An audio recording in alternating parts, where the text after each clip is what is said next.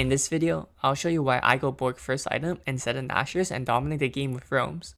Who said you always need to stay mid and dominate your laner? This game, I'm against Yasuo, so my general game plan for this game will be play safe early and set up the wave so my lane is gankable, as Yasuo only has his E to escape. I also need to stay healthy enough to look for Scuttle skirmishes and counter gank bot, and use wave management for denying CS and look for good roam timers, while also building up waves to dive and open up mid lane.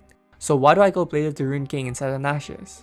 This game, I go Bork for the early AD damage, as you'll see later on, and since my team already has an AP heavy jungler and a Kog'Maw, I don't need the extra AP damage this game. So even though I got the early kill for the Urgot, I'm still down in CS since I won't be able to walk up for minions since I got E level 1 and my bot lane took some XP. So now we just want Yasuo to crash the wave back into our tower so we can farm. It's okay that I miss CS as long as I'm not missing XP, because the CS I miss will make up for the first blood I got.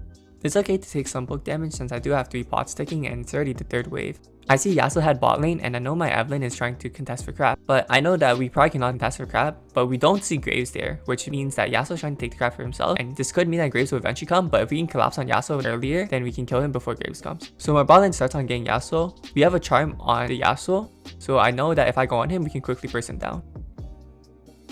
Next, I look to kill Alistar for my reset, and then quickly stun Graves with the Braum passive, and then instantly go on Varus.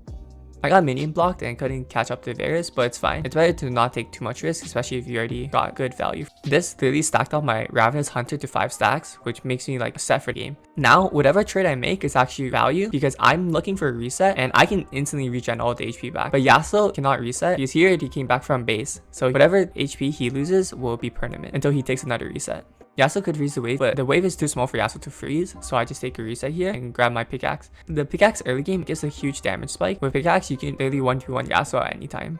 So now Yasuo's trying to freeze the wave or slow push it, but the wave is too small to freeze, so he's just eventually going to slow push it back into me. But this means that you'll eventually have to walk up to get the minions. Now that I have 2 potions, every trade that I do against Yasuo will be his permanent HP, and I will just regen it back with the potions. Even though it may seem like I'm going to lose this fight, with my extra pickaxe damage from my auto attacks and from my auto attack resets, I'm going to be able to chunk Yasuo down really quickly.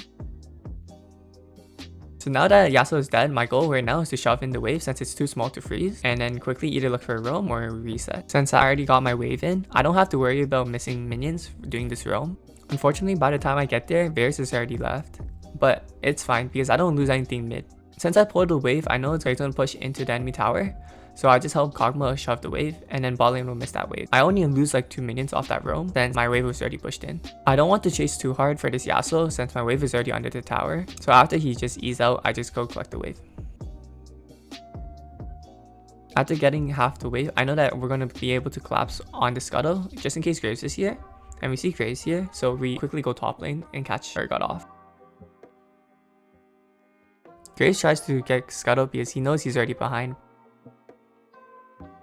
I don't flash for Graves because he's already level 4 and he won't be able to do much, especially with our Evelyn already level 6. She can just invade the Graves. I do want to apply as much pressure as possible because Evelyn is invading Graves, so I make sure Yasuo doesn't collapse onto the Evelyn. Here it's a good reset time, but I know that I should reset on Bork instead, so I decide to stay another wave. I know Evelyn's hovering, so I can play a little more up, but not too obvious, so I give it away. Yasuo uses Rune Wall, so Evelyn knows that he shouldn't have anything left.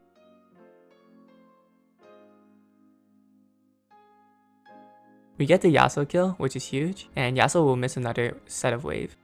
I shove in the wave and I look bot, because my wave is already pushed in, so I don't really lose anything. And it's better to get my bot lane ahead instead of them falling behind and eventually causing the game even harder.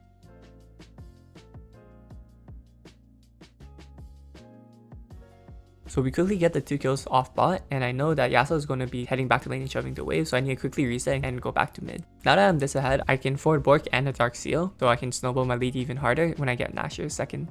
Yasuo is missing, so I make sure to ping. I see that someone hit the plant up top, so it could either be Yasuo or Graves. So now I'm trying to deny Yasuo as much CS as possible. This is because I know with my item, I can go on him and literally chunk half his HP bar if he walks up. This is how I eventually get my CS back into the game. With 3 man, we can definitely just 3-man Yasuo and dive him. Since I was building up the wave slow pushing and denying CS, Yasuo misses this whole next wave too.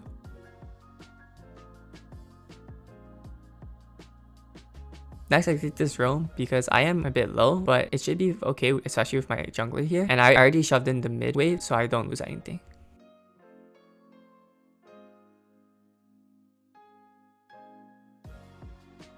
We get dragon, and now our next goal is to destroy mid tower and get the plates off mid. I shove in the previous wave so it can bounce back into us, and then Yasuo will be forced to walk up again. And since my wave is already shoved in, I can look bot lane here. Unfortunately, Braum was out of mana, but then Varus uses ult and walks forward onto the Kog'Maw to kill him instead of using it on me.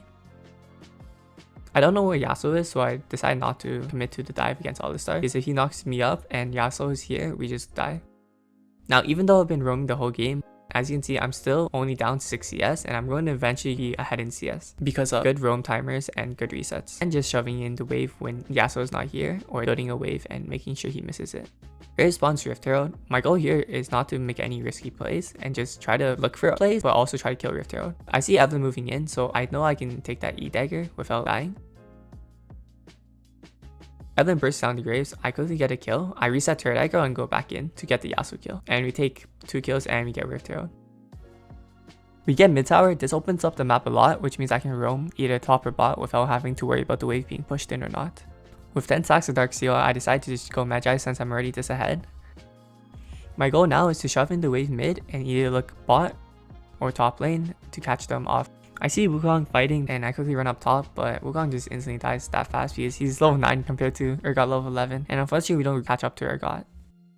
After collecting top wave, I look at the next objective coming up and I know that bot lane tower is low, so my goal is to think ahead of plan and get the tower and then move to the next objective. But they surrender and we just win the game.